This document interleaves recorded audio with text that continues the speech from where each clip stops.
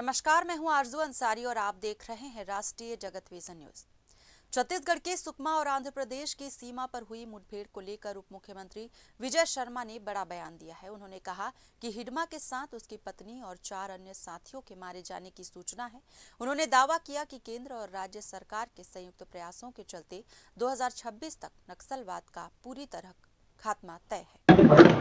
छत्तीसगढ़ के सुकमा और कोंटा जिले से लगा हुआ जो क्षेत्र है आंध्र प्रदेश का, ईएसआर कहते हैं, एल्लोरी सीताराम जिला है।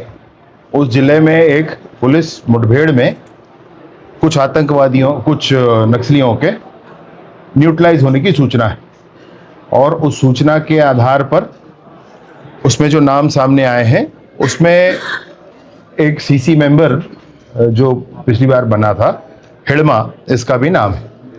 तो ये जो उसमें उसकी पत्नी और 4 उसके और साथी, ऐसे सारे लोगों का नाम है। तो आंध्र प्रदेश की सीमा में हुआ ये नक्सल विरोधी अभियान और उसमें हिडमा के न्यूट्रलाइज होने की सूचना है। कंफर्मेशन होना शेष, अभी कंफर्मेशन होना शेष है, इसमें ऐसी सूचना है।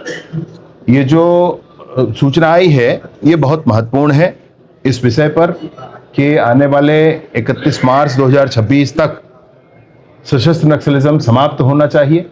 इस विषय को लेकर जो अभियान केंद्र की सरकार, माननीय केंद्रीय गृह मंत्री अमित शाह जी और राज्य की सरकार माननीय विष्णुदेव साय जी के नेतृत्व में और सारे ही राज्यों में ये काम जो किया जा रहा है, इन सारे ही विषयों को लेकर के ये महत्वपूर्ण सूचना है। फिलहाल इस खबर में बस इतना ही। देश प्रदेश की खबरों से अपडेटेड रहने के लिए हमारे चैनल को सब्सक्राइब करें और नए खबरों के नोटिफिकेशन के लिए बेल आइकॉन जरूर दबाएं। नमस्कार।